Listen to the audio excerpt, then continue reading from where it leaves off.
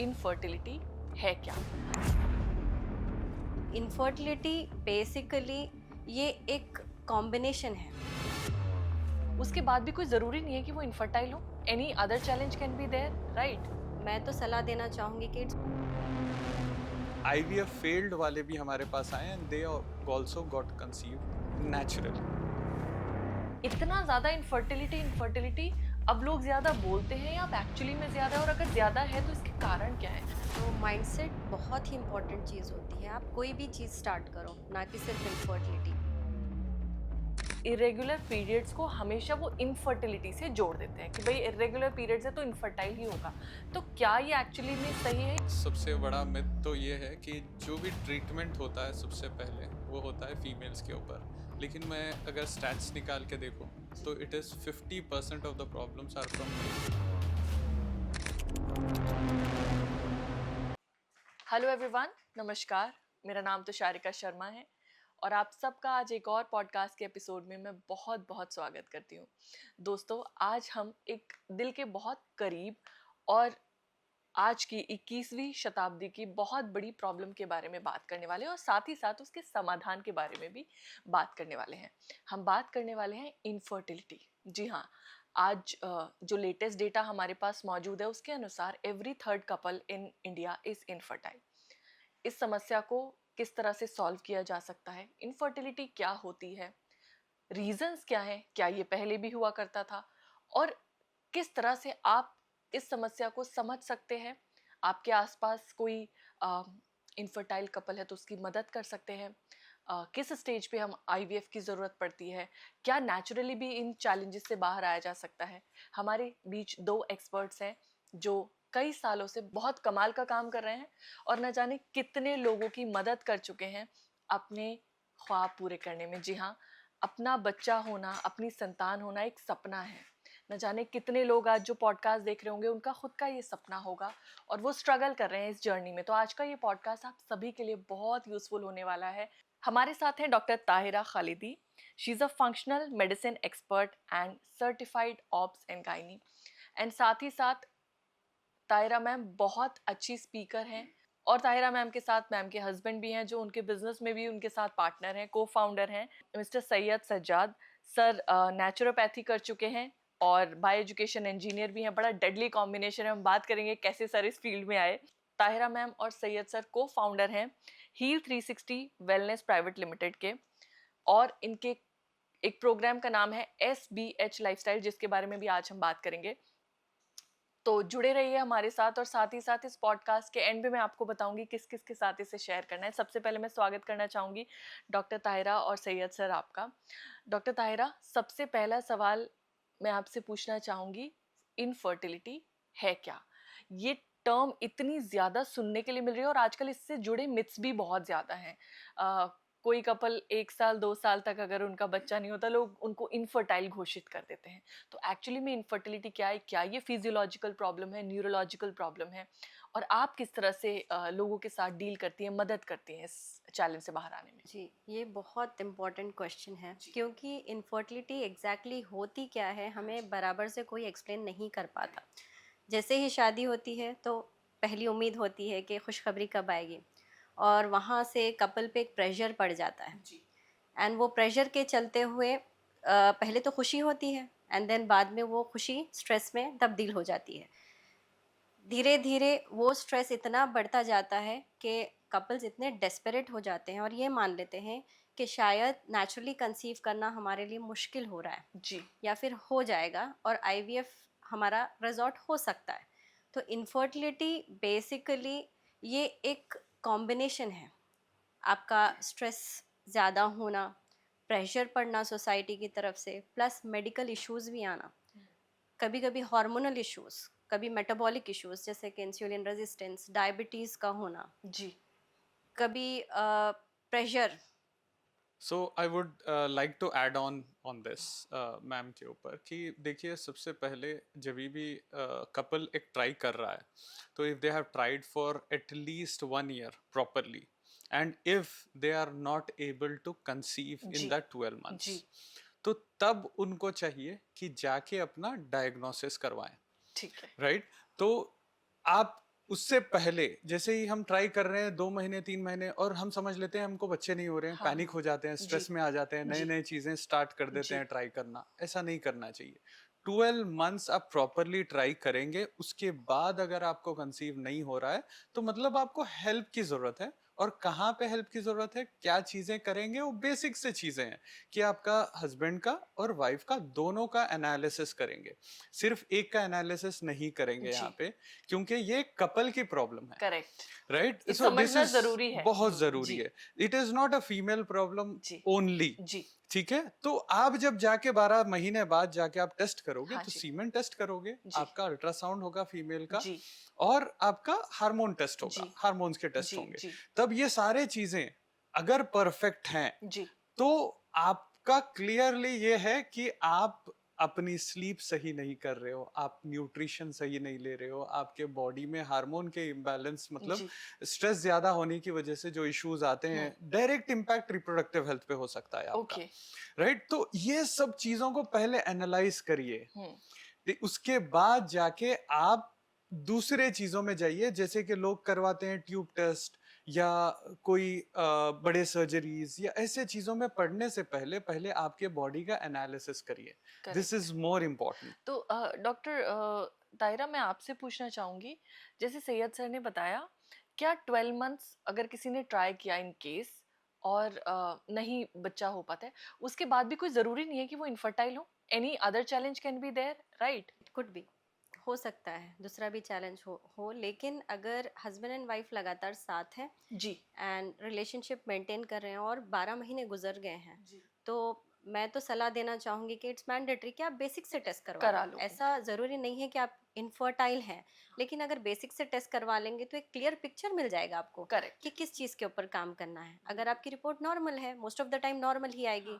अगर नॉर्मल है तो आप अपने स्ट्रेस के ऊपर काम करेंगे एंड अपना लाइफस्टाइल चेंज करेंगे, तो वहाँ पे व्हिच बेहतरी can make it possible. It can yes. Okay. So Syed sir, doctor Tahira का तो मैं समझ सकती हूँ, ऑब्सन गायनी की स्टूडेंट, फंक्शनल मेडिसिन की प्रैक्टिशनर।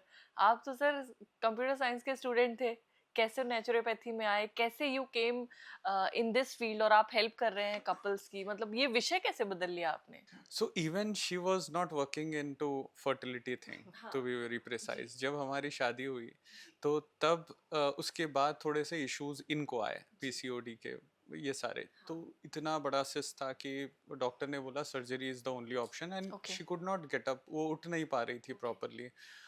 2 महीने तक बेड रेस्ट पे थी कम्प्लीटली। हाँ, तो उसके बाद मैंने बोला कि इतना कम उम्र में मतलब ऑपरेशन करेंगे, फर्टिलिटी हो नहीं पाएगी सर्जरी के बिना। करेक्ट, ये सब चीज़ों से ना मुझे लगा कि मुझे और कुछ जानना है जो शायद ये नेचुरल वे में हो पाता। हाँ, तो बहुत स्टडी की मैंने, बहुत देखा, रिसर्च किया, कोई कोर्सेज बताए कि ऐसा नेचुरली हो सकता है, तो सारे चीज़ें लाए, थोड़ा इधर से, थोड़े वीडियोस से, थोड़े कोर्सेज से, हर चीज़ को इम्प्लीमेंट किया इनके ऊपर। मतलब आप अपना चैलेंज राइट, रिजॉल्व कर रहे थे कहीं ना कहीं। एग्जैक्टली। तो ओके, हमारा चैलेंज रिजॉल्व कर रहे थे और देखा कि इनको इतनी एक्नी आ गई थी कि चेहरा नजर नहीं आ रहा था, सिर्फ पिंपल्स आ गए थे सारे बिकॉज चेहरे पे, of the, because of that PCOS okay, cyst वगैरह। तो ओके, पीरियड्स इरेगुलर हो जाना, तो हर प्रॉब्लम जो भी आई, वो सारे चीज़ों को हमने वर्क किया अगले 90 डेज।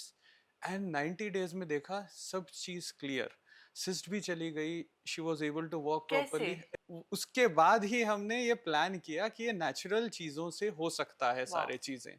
उसके बाद हमने एसबीएच लाइफस्टाइल बनाया एंड दूसरों के ऊपर इम्प्लीमेंट किया सेम चीज़। ओके, एंड जब हमने काम किया तो दूसरों को भी देखा कि अरे 2 महीने में रिजल्ट आ रहे हैं, कंसीव हो रहा है। हाँ, जो 5 साल से ट्राई कर रहे थे वो 6 महीने में कंसीव हो रहे हैं, 8 महीने में कंसीव हो रहे हैं, मतलब 9 महीने 5 में साल से कंसीव। ट्राई कर रहे थे, ये आपकी एग्जैक्टली। केस स्टडी है? नहीं नहीं, हमारी नहीं, दूसरों के हाँ, जिसको भी हेल्प किया है अच्छा, मैंने। ओके, जिनको आपने हेल्प किया, वही कि एग्जैक्टली, वो 5-5 साल से, वही मैं बोल रही हूँ कि आपके क्लाइंट्स की केस स्टडी है। Exactly, 5 exactly. साल से दे वर 5 साल, 8 साल, किसी के 10 साल भी थे। मैम 17-17 साल के भी हैं। तो वी विल डिस्कस इन वाह, डिटेल, बट मैं ये कहना चाह रहा हूँ कि that is how we thought कि ये चीज़ें हम स्ट्रगल करें हैं, हमें पता है कि कितना पेनफुल होता है। और अगर हम हॉस्पिटल गए तो मेडिसिन, दवाइयाँ, सर्जरीज, आईवीएफ, आईयूआई, मतलब आज गायनिक 6 महीने से 8 महीने से ज्यादा आपको नहीं देखते हैं, वो फर्टिलिटी एक्सपर्ट के पास भेज देंगे। एंड आपको पता है फर्टिलिटी एक्सपर्ट के पास एक ही ऑप्शन है कि या तो आईयूआई या तो आईवीएफ। राइट? तो उससे पहले अपनी बॉडी को एनालाइज करना बहुत इंपॉर्टेंट है. That is what we are doing. Analyse करके उसके ऊपर काम करें और हमें रिजल्ट मिला, and by God's great we have 3 kids now. Wow, ठीक है, तो वैसे ही हम दूसरों को हेल्प कर रहे हैं कई सालों से, और सबको अच्छे रिजल्ट आए. Very nice, everyone, even with IVF failed वाले भी हमारे पास आए, and they also got conceived naturally. Wonderful. तो किस तरह आप, मतलब what is the process you utilise? कोई स्पेसिफिक पद्धति? जैसे बहुत सारे लोगों से मैं मिलती हूँ तो वो कुछ NLP ट्राई करते हैं, माइंडसेट. बट आपसे जब मैं डॉक्टर तायरा बात करी तो आपने बोला कि हम एक ओवरऑल होलिस्टिक अप्रोच लेकर चलते हैं, क्योंकि ये चैलेंज शायद एक चीज से रिजॉल्व नहीं हो सकता. यहाँ डाइट भी इन्वॉल्व है, वर्कआउट इज ऑल्सो इन्वॉल्व. तो मैं चाहूंगी कि थोड़ा सा आप मुझे इस बारे में बताएं कि आप लोगों की एक्सपर्टीज क्या है, किस तरह आप लोगों की मदद करते हैं, व्हाट इज द प्रोसेस हम जो फॉलो करते हैं. जी, तो थोड़ा मैं बताना चाहूँगा कि यहाँ पे जब आपने बोला कि SBH लाइफस्टाइल, राइट, तो उसी में हमारा सारा प्रोग्राम छुपा हुआ है. वाओ, उसके अंदर सोल, हाँ, बॉडी एंड हार्मोन्स, ये 3 चीज़ें बहुत इंपॉर्टेंट है हमारे लिए. अगर ये 3 चीज़ें अगर हमारे बॉडी अलाइनमेंट में हो ना, तो फिर कंसेप्शन क्या, कोई भी हेल्थ इश्यूज नहीं आएंगे. तो ओके, कैसे, क्या है सोल? का मतलब होता है हमारे थॉट्स, जी, हमारी सोच, हमारी अंदर की रूहानी जो बोलते हैं, बिल्कुल, राइट? तो वो अगर पाक है, वो अगर अच्छी है, उसकी सोच अच्छी है, आपके थॉट्स अच्छे हैं, आप नेगेटिव लोगों से दूर है, आप नेगेटिव थॉट से दूर है, जी, तो पहला हर्डल वहीं पे सॉल्व होगा. उसके लिए हम लोग सेशंस लेते हैं, कपल्स के सेशंस होते हैं, हस्बैंड को अलग समझाते हैं, वाइफ को भी अलग समझाते हैं. तो दोनों के सेशंस लेके स्पेसिफिकली उनके स्ट्रेस को कम करना, उनके जो थॉट्स हैं, नेगेटिव थॉट्स हैं, और नेगेटिव देखिए इलॉज से हो सकते हैं, रिलेटिव से हो सकते हैं, बहुत सवालें पूछते हैं बिल्कुल, लोग कि इतना टाइम हो गया, अभी कब कंसीव कर रहे हो. ये सारे चीज़ों से आपके बॉडी के अंदर इशू शुरू होते हैं. करेक्ट, सिर्फ आप सोचते हो कि वो बस स्ट्रेस है, उससे क्या होगा, लेकिन बहुत ज्यादा इफेक्ट होता है आपके बॉडी पे ऊपर. तो उसके ऊपर वर्क करते हैं. तो सोल बहुत इंपॉर्टेंट है, मेडिटेशन हो गया, बहुत सारे अलग अलग चीजें. नेक्स्ट आता है बॉडी. जी, अगर बॉडी की बात करें तो सबसे पहली चीज है कि ऐसे चीजें हैं जैसे कि आपको एक बुखार आता है, तो आप क्या करते हैं, इमीडिएटली पैरासीटामोल ले लेते हैं. हाँ, तो हमारे पास अलाउड नहीं है मेडिकेशंस लेना. हम ऐसे थेरेपीज करते हैं जिससे 2 घंटे में बुखार गायब. तो थेरेपीज इतने पावरफुल होते हैं. देखिए बुखार, इन्फेक्शन, ऐसे चीज़ों को अगर हम लोग थेरेपी के जरिए कम कर रहे हैं, तो वैसी ही थेरेपीज हमारे इन्फ्लेमेशन को कम कर सकती है, हमारे इम्यूनिटी को बढ़ा सकती है. करेक्ट, ऐसे थेरेपीज हम लोग इंक्लूड करते हैं हमारे प्रोग्राम में. दूसरी चीज़ होती है हर्ब्स का इस्तेमाल. देखिए नेचर ने ना दुनिया में जब भेजा था इंसानों को, तभी साथ में दवाइयाँ भी दे भेजी दिया हैं, था. बिल्कुल, बिल्कुल, तो ऐसा नहीं हो सकता कि हम लोग इतने सालों से जी रहे हैं और हमें दवाइयाँ पता ही नहीं है, अब आके 50 साल पहले, 60 साल पहले कोई केमिकल बना दिए और वही दवा है. नहीं हो सकता, नेचर ने हमें दे दिया है पहले से. तो वो हर्ब्स नाम है, अदरक ले लीजिए आप, हल्दी ले लीजिए, लहसुन ले लीजिए, ऐसे कई हर्ब्स हैं जो अपने को नाम तक नहीं पता है, राइट? वही हर्ब्स यूज करके आयुर्वेदिक वाले दवाई बना रहे हैं, वही हर्ब्स यूज करके यूनानी दवा बना रहे हैं, होम्योपैथी दवा बना रहे हैं. ये सब कहाँ से बना रहे हैं? हाँ, बिल्कुल, तो हर्ब्स यूज करके अगर वही जड़ी बूटी हम डायरेक्टली हम ले लें, तो वो दैट आर मोर पावरफुल. तो उसको कैसे लेना है, पीरियड्स में कौन से लेना है, स्पर्म काउंट के लिए कैसे लेना है, कितनी क्वांटिटी लेनी चाहिए, कौन सा कॉन्ट्राडिक्ट नहीं करेगा आपके बॉडी के लिए, ऐसा कस्टमाइज करके आपके बॉडी के हिसाब से चीज़ों को रिकमेंड करते हैं हम लोग. ओके, तीसरी चीज़ है फूड एज मेडिसिन. अगर आप खाना ही जो जाना है बॉडी को, जो आपका सेल बनाएगा, स्पर्म बनाएगा, आपका जो एग है उसकी क्वालिटी का रॉ मटेरियल कहाँ से आएगा, यही चीजें तो है फूड, बिल्कुल, बिल्कुल, राइट? तो इसके हम क्या करते हैं कि what are the good supplements for fertility बोल के सर्च करते हैं, राइट? जो नॉर्मली सर्च कर रहे हैं कि हर एक चीज को सप्लीमेंट बोल रहे हो. अरे भाई पहली चीज है कि 3 टाइम आपका खाना कहाँ से जा रहा है, हाँ, वो गलत करके आप चाह रहे हो उसकी गलती जो आप कर रहे हो उसकी भरपाई आप एक दवाई से करना चाह रहे हो नहीं सकता. तो that we need to concentrate on. ठीक है, फोर्थ इंपॉर्टेंट ठीक है फिजिकल मूवमेंट जो कि हो नहीं रहा है आजकल, हाँ, उसके सेडेंटरी ऊपर वर्क लाइफस्टाइल करें. हो गया, बहुत ज्यादा सीडेंटरी लाइफस्टाइल, तो इसके ऊपर फोकस करते हैं. बॉडी, ये सारे चीजें कॉम्बिनेशन में बॉडी को स्ट्रांग बनाती है, राइट? तीसरी चीज आती है हार्मोन्स। अब हार्मोन्स को सही करना है तो सबसे पहला काम है हमारा बॉडी के गट बैक्टीरिया सही रहना चाहिए। अगर Okay. गट ही सही नहीं है तो हमारे हार्मोन सही नहीं हो सकते। तो उसके ऊपर वर्क करने के लिए बॉडी का डिटॉक्स होना जरूरी है। तो Okay. आजकल जो आप सुन रहे हो बहुत ज्यादा कि डिटॉक्स, फर्टिलिटी डिटॉक्स एंड हाँ. ऑल, ये देखिए हर कोई अपना अपना नाम दे लेगा, ड्रिंक्स रख लेगा, जूसेस रख हाँ. लेगा। ऐसे चीजों से शॉर्टकट्स नहीं हो सकते आपके बॉडी को। आप कंसिस्टेंटली बैड लाइफस्टाइल जी रहे हो हाँ. और आप सोच रहे हो कि 2 दिन के डिटॉक्स में, 3 दिन के डिटॉक्स में वो जो पूरा महीना आपने गलती की हो उसको कवर अप किया जा हाँ, सकता है, नहीं वो हो गलत सकता, है, बिल्कुल पॉसिबल नहीं है। बिल्कुल. तो ये सब चीजों को हमारे ध्यान से हटाना है और प्रॉपर डिटॉक्स करना है हमारे बॉडी का। हर एक ऑर्गन को डिटॉक्स की जरूरत है। करेक्ट. लिवर ले लीजिए, किडनीज ले लीजिए, बिल्कुल. हर organ, gut which is the most important, इसको भी हम लोग को वर्क करना है एंड इसको सही करना है। जब डिटॉक्स करेंगे ऑटोमेटिकली आपके हार्मोन सही होने लगेंगे। बहुत बढ़िया. यानी आपने जो ब्रांड का नाम भी रखा है SBH, वो मिला जुला के पूरा आपने बताया कि पूरा सोल्यूशन है. So the next question is कि अभी हम आजकल ना ये फर्टिलिटी इश्यूज ज्यादा सुनते हैं कि फर्टिलिटी इशू है. अभी पहले तो IVF सेंटर भी नहीं दिखते थे. मैं जो अपने चाइल्डहुड को तब नहीं थे. ज्यादा से ज्यादा गायनेकोलॉजिस्ट हुआ करती थी, हॉस्पिटल्स होते थे, IVF सेंटर नहीं देखे. अभी मैंने अपने घर के आसपास, मेरे घर के आसपास मेरे ख्याल से कुछ नहीं तो 9 से 10 IVF सेंटर्स हैं. बार बार आपको ऑन रोड दिखते हैं, सबसे ज्यादा जहाँ पे विजिबिलिटी है ना वहां दिखते हैं.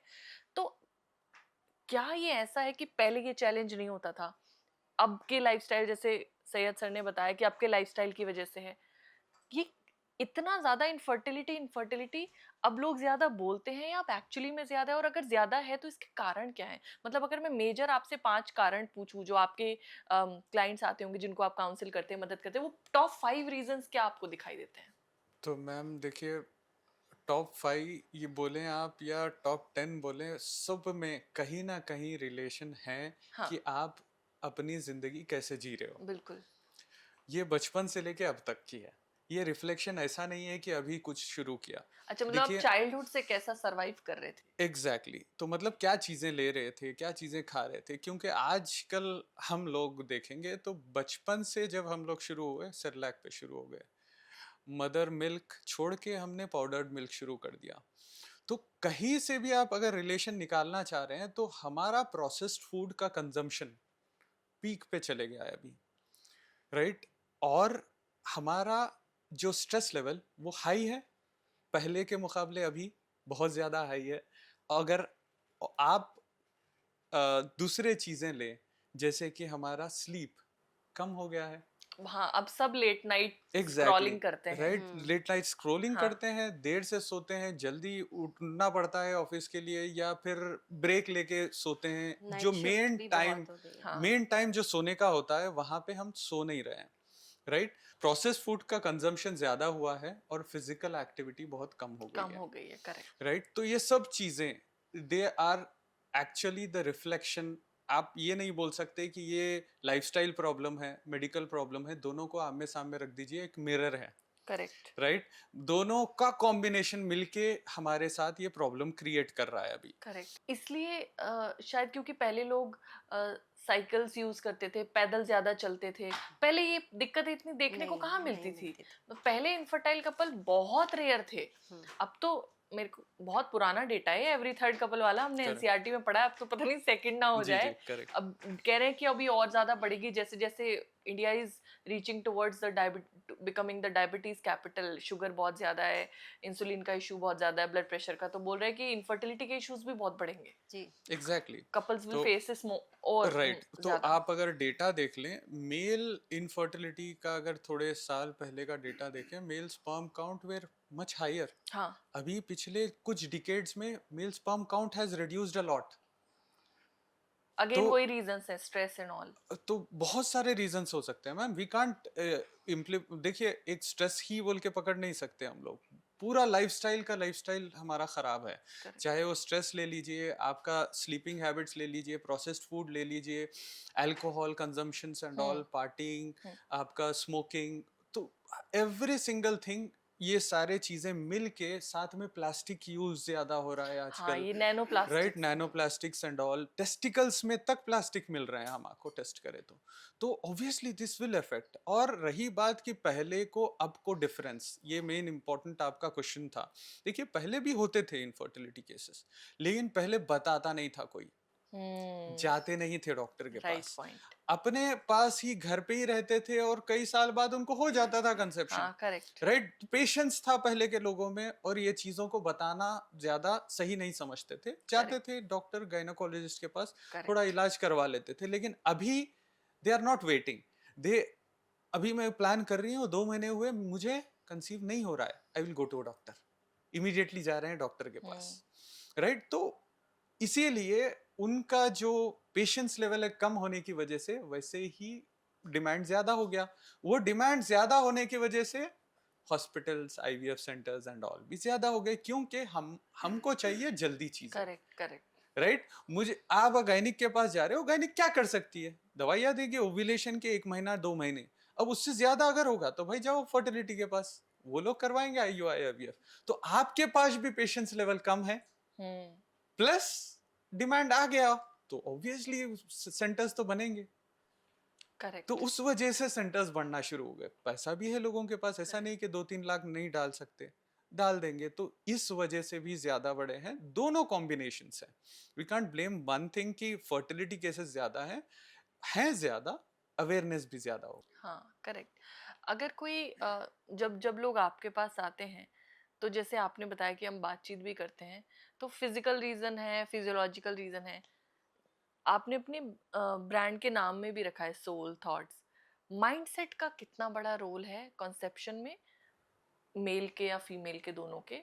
What is the role behind of mindset behind this पूरी कंसीविंग की जर्नी? तो माइंडसेट बहुत ही इंपॉर्टेंट चीज़ होती है। आप कोई भी चीज़ स्टार्ट करो, ना कि सिर्फ इनफर्टिलिटी, आपका माइंडसेट आपको डिसाइड करने में हेल्प करता है कि आप अपना गोल अचीव कर सकते हो या नहीं। यस, वो गोल फर्टिलिटी भी हो तो सकता वो है। गोल यस, फर्टिलिटी भी हो सकता है। अगर करेक्ट। आपके माइंड में पहले से ही आ गया है कि मेरा तो इशू है, प्रॉब्लम है, इरेगुलर पीरियड्स है, या फिर आजकल मेल्स में भी बहुत सारे चैलेंजेस आ रहे यस, हैं, जैसे कि अर्ली इजैकुलेशन है या फिर इरेक्टाइल डिस्फंक्शन के इश्यूज हैं। अगर हम वो माइंडसेट रखते, एग्जाम्पल दे रही हूँ कि अगर एक कपल सोचे कि हमें तो ये इशू है, तो शायद थोड़ा सा चैलेंजिंग हो जाए हाँ, बिल्कुल। कंसेप्शन के लिए, तो वहीं से माइंडसेट क्रिएट हो जाता है कि करेक्ट ये हमारे लिए मुश्किल है। करेक्ट। तो बॉडी वही परसीव करना स्टार्ट कर देगी कि चलो ये मेरे लिए मुश्किल है। फिर वहाँ से स्ट्रेस डेवलप होता रहेगा, मंथ बाय मंथ पास होते रहेंगे, एंड ऊपर से सोसाइटल प्रेशर आता रहेगा। देन आपका माइंडसेट और ज़्यादा ख़राब होते जाएगा हाँ कि चलो अब वाकई में होने वाला नहीं है, चलो हम डॉक्टर के पास जाते हैं। और डॉक्टर के पास भी इस माइंडसेट से जाते हैं कि क्विक फिक्स मिल जाए। हाँ मेडिसिन ली, आपने ट्राई किया, नहीं हुआ, डिसहार्टन हो गए, फिर नेक्स्ट मंथ गया, हाँ फिर आपका माइंडसेट ये होता है कि ये डॉक्टर अच्छी नहीं है, हाँ। हम चेंज कर फिर देते आप हैं, शिफ्ट करते हो। शिफ्ट करते हैं। आप कंसिस्टेंट नहीं रह पा रहे हैं यहाँ पे, और आपका माइंडसेट जो शिफ्ट हो रहा है उसकी वजह से आप ट्रीटमेंट भी शिफ्ट कर रहे हो। किसी ने कुछ बोल दिया कि ये नुस्खा टोटका आपके लिए काम करेगा, आपने वो कर लिया, स्टार्ट कर हाँ लिया। बिल्कुल। किसी ने बोला कि वो होम्योपैथी वाला डॉक्टर बहुत अच्छा है, आप वहाँ चले गए, 6 मंथ का ट्रीटमेंट दिया, लेकिन आप इतने डेस्परेट थे कि आपने 3 मंथ्स का ट्रीटमेंट किया और वहीं पर ड्रॉप कर दिया उसको।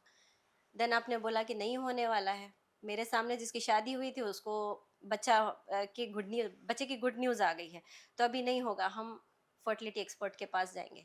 तो माइंडसेट बहुत इंपॉर्टेंट रोल प्ले करता है। अगर हम दूसरे साइड पे देखें, अगर कोई कपल अपना माइंडसेट बना ले कि देखो ये इनफर्टिलिटी का जो केस है ना, ये कुछ नहीं है, और हम पहले अपनी बॉडी के ऊपर वर्क करेंगे, ना कि हम प्रेगनेंसी को गोल बनाएंगे, पहले करेक्ट। हम अपना लाइफस्टाइल चेंज करेंगे। और इस माइंडसेट के साथ अगर वो सुबह जल्दी उठें, एक्सरसाइज करें, क्लीन ईटिंग करें, एंड अपना स्ट्रेस मैनेज करें, जो ब्लू रेज होती हैं, जो स्क्रीन टाइम है हमारा, उसको रिड्यूस करेंगे, तो वो कंसिस्टेंट अगर रहेंगे, माइंडसेट उनका वैसे बनाएंगे, तो डेफिनेटली वो एक अपनी फर्टिलिटी भी इम्प्रूव कर रहे हैं, प्लस कंसेप्शन के भी करीब जा रहे हैं। Very nice. आप लोग अभी बहुत सारी केस स्टडीज के बारे में बता रहे थे, सैयद सर ने बोला कि मैं अभी बताता हूँ। मैं चाहूंगी एक सबसे मुश्किल केस जो आपके पास आया था, जहाँ लगा कि पता नहीं होगा कि नहीं होगा, वो आपने सॉल्व किया। मैं चाहूंगी आप नाम ना लें, पेशेंट का कोई दिक्कत नहीं है, बट मैं चाहूंगी वो केस स्टडी आप लोगों के साथ शेयर करें, बिकॉज ये केस स्टडीज होप देती हैं कि अगर इस परिस्थिति में हो गया तो कहीं भी हो सकता है। जी। तो ऐसे बहुत सारे केसेस हमने हैंडल किए मैम। मारूफा का। तो उसमें से बहुत सारे कॉम्प्लिकेटेड ही होते हैं। जी। तो मैं एक एग्जांपल देता हूँ कि देखिए हमारे पास जो आते हैं ना, वो हर जगह से होप हार के हमारे पास आते हैं। बिल्कुल। ऐसा नहीं है कोई 1-2 साल ट्राई किया और नहीं हो रहा है, चलो मैं इनके पास जाता हूँ नेचुरली हो जाएगा, ऐसा नहीं होता है। जब डॉक्टर्स के पास हार जाते हैं, आईवीएफ सेंटर्स में हार जाते हैं, तब हमारी याद आती है चलो मेरे पास ऑप्शंस नहीं बचे हैं तो जाके नेचुरल करेंगे। ये उल्टा माइंडसेट हो गया है आजकल लोगों का। मतलब आपके पास आईवीएफ फेल हो फेलियर गया भी उसके आते हैं। बाद भी आते हैं? उसके बाद भी आते हैं। मोर देन 40% बोल सकते हो आप आईवीएफ फेल IVF होने वाले फेलियर पेशेंट्स हैं। केसेस हमारे 60% जो है जो आईवीएफ नहीं करवाना चाहते हैं वो आ रहे हैं। तो 40% इज अ गुड नंबर। तो मैं बोल रहा हूँ कि हारने के बाद ही केसेस आते हैं उतने कॉम्प्लिकेटेड केसेस। तो एक केस मैं डिस्कस करना चाह रहा हूँ, वेस्ट बंगाल से हैं ये। दोनों ट्यूब्स उनके ब्लॉक होके उसके अंदर इन्फेक्शन हो गया, जिसको हम मेडिकल टर्म में बोलते हैं हाइड्रोसैल्पिंग्स। ओके। तो जब वो डॉक्टर के पास गए, डॉक्टर ने बोला उनको आप फेलोपियन ट्यूब्स की बात कर जी रहे हैं? Yes, fallopian tubes. तो वो डॉक्टर के पास जब गए तो डॉक्टर ने बोला उनको कि दोनों में इन्फेक्शन है, पानी भरा हुआ है, तो इसको हम क्लिप कर देंगे, मतलब रास्ता बंद करेंगे, उसके बाद आईवीएफ करेंगे। That is the only option you got. अगर आप नहीं करेंगे तो फिर आपका यूट्रस भी डैमेज होने के चांसेस है, क्योंकि वो जो फ्लूइड निकलता है ना, वो अगर यूट्रस में आ गया तो इन्फेक्शन वो हो सकता है, तो उसको क्लिप कर देंगे। तो मैं आपसे एक बात पूछना चाहता हूँ, या उनको बोला कि या तो रिमूव करो या तो क्लिप करिए, ये एक ही ऑप्शन है। तो मैं आपसे एक क्वेश्चन पूछना चाहता हूँ, आप कभी भी एक घर पे गए देखिए किसी के, तो आपने देखा कि एक रूम में ड्रेनेज का पानी आ रहा है, गंदा पानी भरा हुआ है, तो आप बोल रहे हो वो रूम को लॉक कर दो हमेशा के लिए, या तो बुलडोजर लाके उसको तोड़ दो। ये दो सोल्यूशन आप किसी को दे रहे हो, तो आप कौन सा सोल्यूशन लेंगे? कोई लॉजिक है इसके अंदर? मैं बोलूंगा कि वो आ कहां से रहा है, क्यों वहां पे है, उसकी लाइन कहां से खराब हुई है, वहां पे हम मालूम करेंगे और उसके ऊपर वर्क करेंगे मेनली। करेक्ट। तो हमने वही बोला कि देखिए what you want to do, tell me. तो वो बोला कि मुझे नहीं कराना है क्लिप, क्योंकि उनकी तनख्वाह थी 35,000 या 30,000 कमाते थे वो। आप सोचिए अगर क्लिप कर दिए तो उनके पास ऑप्शन बच जाता रिपीटेड आईवीएफ्स, चाहे वो एक हो या दो हो, जब तक सक्सेस नहीं हुआ वो आईवीएफ करवाते ही एंड रहना इट्स पड़ेगा। Very expensive. यस, तो मतलब करवाते ही रहना है, दूसरा ऑप्शन नहीं है। नेचुरल बंद हो गया, क्लिप हो गया आपके करेक्ट, ट्यूब्स, ऑब्वियसली। राइट। तो वो बोले कि मैं तो वहां जा ही नहीं सकता, मेरे को जाना ही नहीं है, मतलब उम्मीद ही खत्म है ना नेचुरल की वहां पे। तो वो हमारा प्रोग्राम ज्वाइन करे, उम्मीद नहीं थी नेचुरली, आप इन्फेक्शन ट्यूब बंद। तो हमने क्या बोला कि वर्क करें। पहले 2 महीने 2.5 महीने अच्छे से गुजरे, हमने बोला ट्राई करना ही नहीं है आपको, पहले बॉडी को ठीक करना है। तीसरे महीने में ट्राई किया उन्होंने, पहले ही टाइम कंसीव हो गया, oh wow. And now they have a girl, baby girl. तो मैं ये बताना चाह रहा हूँ यहाँ पे कि देखिए पानी क्या होता है, फेलोपियन ट्यूब्स में पानी डिस्चार्ज होता है, वो पानी फ्लो होते रहता है एवरी डे। ट्यूब्स ओपन होती है, फ्लो होते रहता है। क्यों होता है? क्योंकि अंडा रिलीज होके स्पर्म और अंडा मिलते हैं वहां पे, फ्लो होके आप आके यूट्रस में इम्प्लांट होते हैं, राइट। तो ये फ्लो होने के लिए हर दिन पानी बनता है। अब वो ब्लॉक जब हो जाते हैं बॉडी में इन्फ्लेमेशन की वजह से, तो बंद हो जाता है रास्ता फ्लो होने का। तो एक जगह जब पानी ठहरा होगा तो इन्फेक्शियस हो जाएगा ऑब्वियसली। जैसे आप रिवर का पानी ले लें, वो खराब नहीं होता, अच्छा होता है, राइट। क्यों? वो फ्लो हो रहा है। अगर एक जगह आपके घर के सामने अगर कुछ गड़ा है, ऐसा कुछ है, तो अगर वो वहीं पे है पानी, तो ऑब्वियसली वो इन्फेक्शियस पानी हो जाएगा, खराब हो जाएगा। एग्जैक्टली वैसे ही होता है। तो उसका फ्लो को सही करना है, फ्लो सही करने के लिए इन्फ्लेमेशन को सही करना है। तो जब हमने उनके रूट कॉज को पहचाना और उस पे वर्क किया, तो ऑटोमेटिकली उन्होंने नेचुरली कंसीव किया और इन्फेक्शन था ही नहीं 3 महीने बाद। अभी बेटी है उनको। Wow, it's very emotional story also, क्योंकि इमोशनल एंड प्लस वो इतना कॉम्प्लिकेटेड केस था क्योंकि वो लोग वेस्ट बंगाल से थे और उन्हें हिंदी ज़्यादा कुछ आती नहीं थी। और उनकी जो वाइफ थी वो समझती तो थी हिंदी, लेकिन बोलना बिल्कुल नहीं आता था। उनके हस्बैंड जो थे वो थोड़ी बहुत हिंदी बोल पाते थे। एंड एवरी टाइम जब भी कंसल्टेशन होता हमारा, उनका एक ही क्वेश्चन होता, कैसे होगा, नेचुरली कैसे कंसीव होगा, क्या ये खाने से हो जाएगा, क्या ये करने से हो जाएगा। तो हम बार बार उन्हें समझाते कि आप करो तो सही, बॉडी को टाइम तो दो हील होने का। बट यहाँ पे मैं ये बात कहना चाहूँगी कि वो 100% फॉलो किया है जो भी चीज़ हमने उनको बोली है। एंड उन्होंने जब कॉल करके बोला, लिटरली वो रो रहे थे, हस्बैंड उनके। आई कैन अंडरस्टैंड इतनी डिफिकल्ट जी सिचुएशन और कंडीशन के बाद, जी क्योंकि सर ने भी बताया, आपने भी, उम्मीद हार जाता है इंसान, जी और उस परिस्थिति में कहीं ना कहीं उन्हें संभालना भी पड़ता होगा आपको। जी सबसे पहले तो आपको उन्हें इमोशनली इमोशनल सपोर्ट संभालना देना। पड़ता होगा, उसके बाद आप इसको आगे कर। जैसे आपने फूड की भी बात की कि क्या, जी I want to ask, is there any specific, मतलब बहुत सारी वीडियोस वगैरह में देखती हूँ फर्टिलिटी फ्रेंडली फूड वाला, जी जी जी ये ट्रिपल एफ, जी एक्चुअली में ऐसा कुछ होता है? देखिए, एक्चुअली में फर्टिलिटी फ्रेंडली फूड नहीं बोलना चाहिए, मैं कहना चाहती हूँ कि हेल्थ गेनिंग फूड बोलिए। हम्म, क्योंकि हेल्थ से ही हार्मोन्स है, हार्मोन से हर चीज़ है, फर्टिलिटी है। Correct correct. तो फर्टिलिटी को टारगेट करना सही नहीं होगा। हम्म पहले आप अपना हेल्थ मेंटेन कर लें, तो जो आप फूड खा रहे हैं तो वो देख लें कि किस तरीके का है। हम्म हाँ, होता है फर्टिलिटी फ्रेंडली फूड्स, कुछ होते हैं जो आपके एग क्वालिटी को इम्प्रूव करते हैं, स्पर्म जैसे, क्वालिटी को इम्प्रूव करते हैं, मैं हाँ, बताऊंगी। बट ओवरऑल हेल्थ अगर आप इम्प्रूव करेंगे, वो कैटेगरी होती है फूड हाँ, की, फूड की कैटेगरी होती है। जैसे कि आप लीन प्रोटीन रिच फूड खाएंगे, एंड सीजनल जो फ्रूट्स एंड वेजीज होते हैं वो आप इंक्लूड कर सकते हैं। एंड जो अल्ट्रा प्रोसेस फूड होता है उसको कम्प्लीटली कट डाउन करना है। जो रिफाइंड चीज़ें आती हैं, जो भी चीज़ आपको जो पैकेट में नज़र आती है आपको, even I am sorry to say but water bottle भी आजकल, पानी जो है वो प्लास्टिक की बॉटल में आ रहा है, तो उसकी वजह से भी ये हार्मोनल डिस्ट्रप्शंस हो रहे हैं। ओके, तो तो मैं कहना चाहूँगी कि ये कंप्लीट जो चीज़ें हैं फूड में आप इस्तेमाल करेंगे, complete proteins and seasonal fruits and veggies लेंगे और हम्म, प्रोसेस फूड को कट डाउन करेंगे, यही आपका फर्टिलिटी फ्रेंडली फूड होगा। करेक्ट। अब फूड में ही जैसे गट हेल्थ सर बता रहे थे, तो मैं चाहूंगी थोड़ा सा आप लोग उसके बारे में बताएं कि गट हेल्थ हार्मोन से जुड़ी है, ठीक है, पर क्या इसका डायरेक्टली कनेक्शन है विद द फर्टिलिटी, या फिर इनडायरेक्टली हम उसको कनेक्ट कर रहे हैं? बिल्कुल नहीं मैम, देखिए डायरेक्ट कनेक्शन हर चीज़ का गट से है। इसको हम बोलते हैं दूसरा ब्रेन अपने हाँ, बॉडी सेकंड का, brain, yes. Second brain, right. तो क्यों बोलते हैं सेकंड ब्रेन, होता क्या है गट में, तो ये चीज़ समझना हर किसी को ज़रूरी है। यहाँ पे जो आप खाना खा रहे हो कहाँ पे ऑब्जर्व हो रहा है, गट में ही हो रहा है। तो गट में और सारे बॉडी की गंदगी, सारे बॉडी के टॉक्सिन्स, एक्सेस हार्मोन्स, हम्म, टॉक्सिन्स कौन फिल्टर आउट करता है, लिवर लेता है। लिवर लेके डाल कहाँ रहा है, क्या लिवर लेके सीधा बाहर फेंक रहा है, गट में नहीं, डाल हाँ, रहा है, करेक्ट, गट से बाहर जाना है उसको। हाँ, तो गंदगी जो है वो बाहर जाना है गट के थ्रू, और अच्छे चीजें ऑब्जर्व होना है गट में ही। तो आप इसके इंपॉर्टेंस समझ सकते हो। तो ये सेकंड ब्रेन नहीं हुआ, पहला ब्रेन है अपना है, ठीक है। तो जब आपका गट के बैक्टीरिया इम्बैलेंस होते हैं, बैड बैक्टीरिया बढ़ गए और गुड बैक्टीरिया कम हो गए अगर, तो ये जो गंदगी है सारी जो लीवर लेके डाल रहा है उसको वापस अपने ब्लड में भेज देती है, और जो अच्छे न्यूट्रिएंट्स है जो ऑब्जर्व होना चाहिए वो ऑब्जर्व नहीं होके बाहर चले जाते हैं।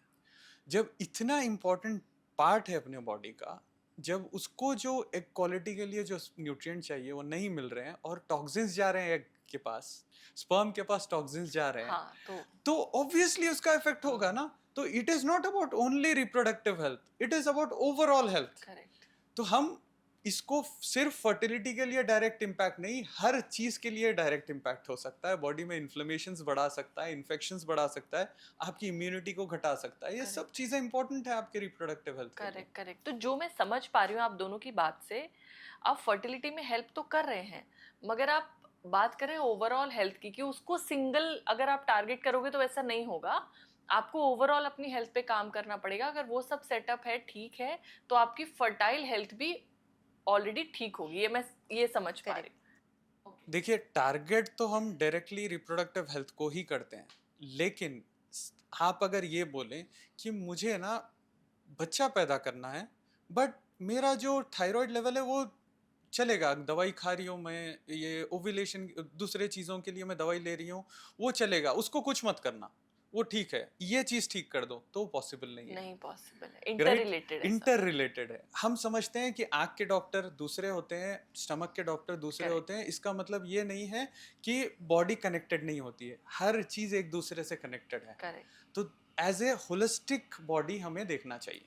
करेक्ट। एक जैसे हम जब फर्टाइल हेल्थ की बात करते हैं, फर्टिलिटी की बात करते हैं, तो यहाँ पर जो लोग इस तरह के चैलेंजेस से फेस करते हैं तो AMH डायग्नोसिस होता है, राइट? एम आई राइट? Yes. मैंने सही बोला? जी जी जी। यस तो AMH डायग्नोसिस के बाद भी जो लोग आपके पास आते हैं तो क्या नेचुरल प्रेगनेंसी पॉसिबल है? मतलब मुझे ये सुन के ही बहुत एम्पावरिंग लग रहा है कि भाई IVF फेल हो गया तब भी नेचुरल, आप बार बार फोकस कर रहे हैं नेचुरल प्रेगनेंसी पे, तो क्या इसके बाद भी पॉसिबल है? जी, हमारे पास देखिए तकरीबन जो लोग आते हैं वो लो AMH के होते हैं। Even at the age of 28 25 वहाँ पर भी ओवरियन फेलियर्स हो रहे हैं, और किसी का एक ओवरी काम करता है, किसी का एक ओवरी बिल्कुल जिसमें बिल्कुल एग प्रोड्यूस ही नहीं हो रहे हैं, वैसे वाले केसेस आते हैं। तो AMH जो है वो एक मेन फैक्टर बन गया है आजकल। एंड एक उम्मीद के साथ आते हैं, लास्ट उम्मीद के साथ हमारे पास कि क्या मैं कंसीव कर पाऊंगी लो AMH, क्योंकि मैंने तो IVF भी ट्राई कर लिया। हाँ AMH जब लो होता है तो साथ ही में एग का क्वालिटी रिड्यूस हो जाता है, जिसकी वजह से IVF के जो चांसेस है वो काफ़ी कम हद हो तक जाते हैं। कम हो जाते हैं। तो वैसी उम्मीद लेकर आते हैं, तो वहाँ पे हमारा वर्क शुरू होता है कि हम फोकस करते हैं कि क्वालिटी को कैसे इम्प्रूव करें।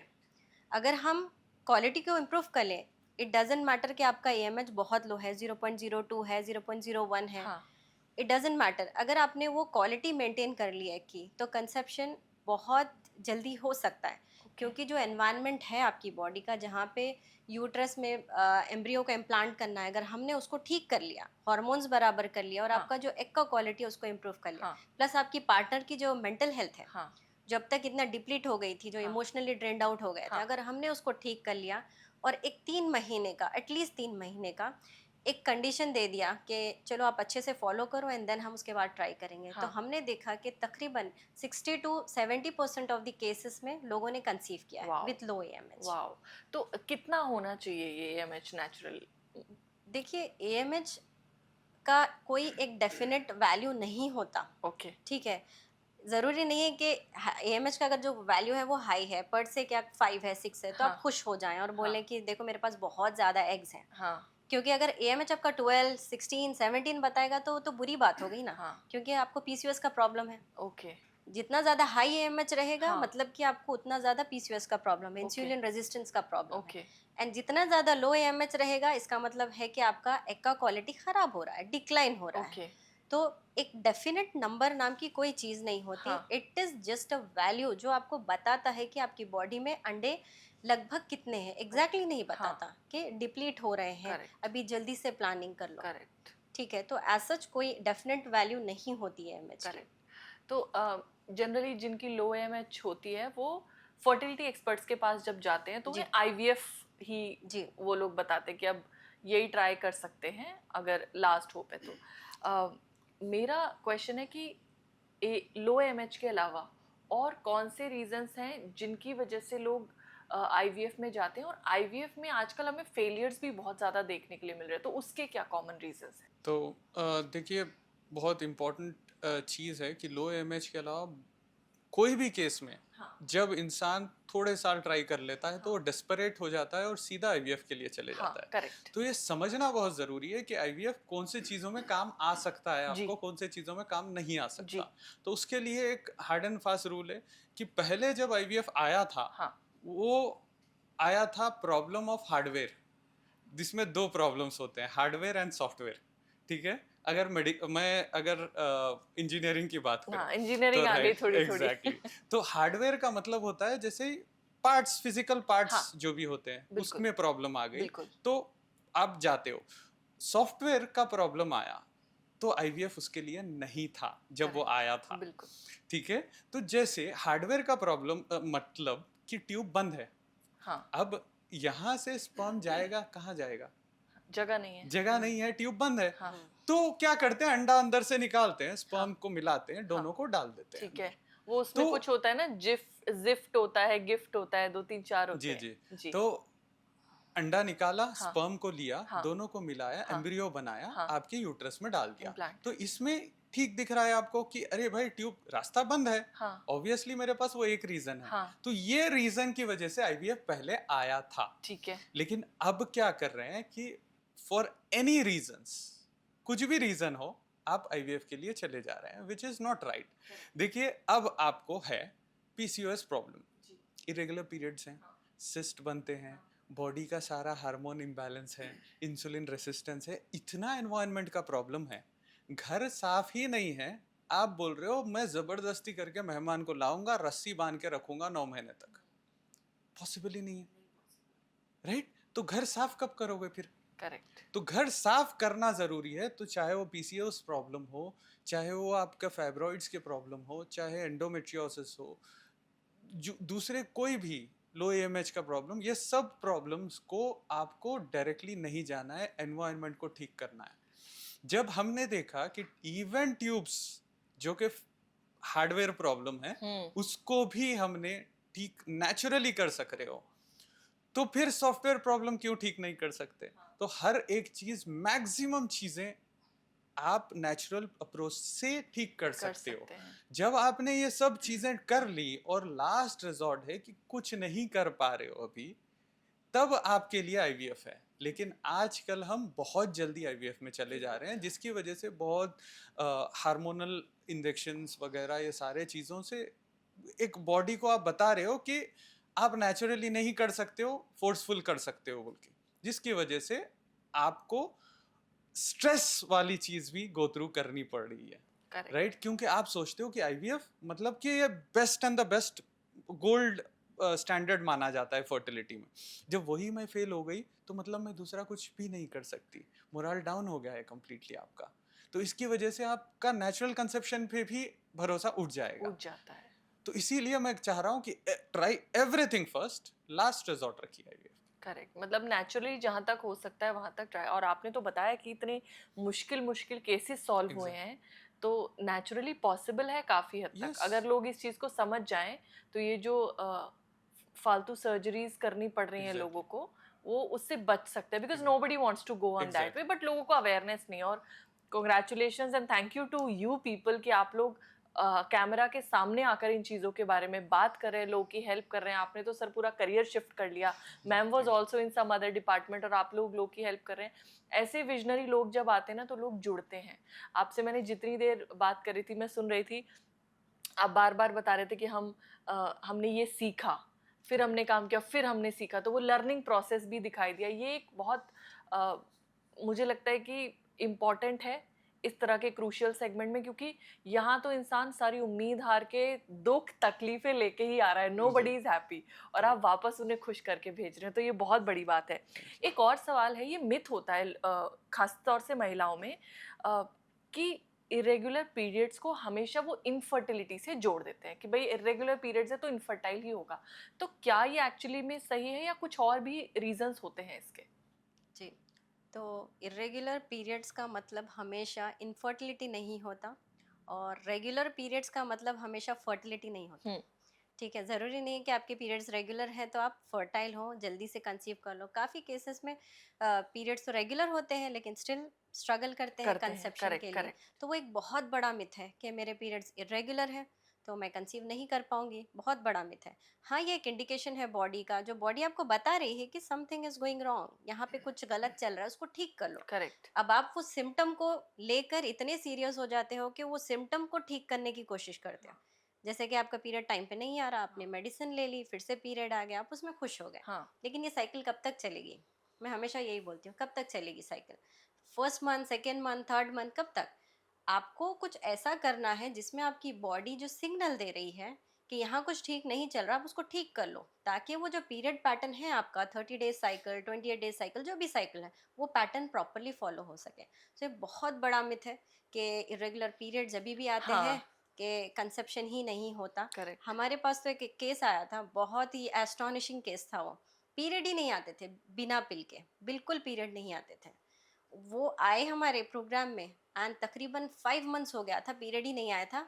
वो बस सारा का सारा प्रोग्राम फॉलो कर रहे थे हमारा, और बोले थे मैम कब तक, 5 महीने तो हो गया, कब पीरियड ट्रिगर होगा।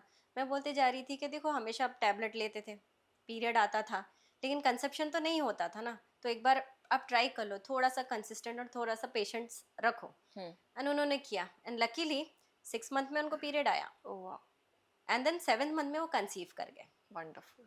इट वॉज जस्ट 1 साइकिल, तो एक साइकिल के बाद उन्होंने कंसीव किया, मतलब उनकी बॉडी को उतना टाइम चाहिए था करेक्ट करेक्ट हीलिंग के लिए। कभी कभी हम डेस्परेशन में आके कुछ ऐसे चीजें कर लेते हैं जिसकी वजह से कंसेप्शन रुक भी जाता है। Correct. Mind shifting case studies हैं जी। आपकी, मतलब बिल्कुल कह सकते हैं कि जिन्होंने कंसीव किया ना उन्हें भी यकीन नहीं हुआ होगा करेक्ट, कि जी हमने कर लिया है। बिल्कुल, आपने बताया कि फोन करते समय लोग रोते हैं, स्पेशली इमोशनल हो हस्बैंड्स जाते हैं। रोते हैं। करेक्ट। बहुत बहुत खूबसूरत फीलिंग होती है वो।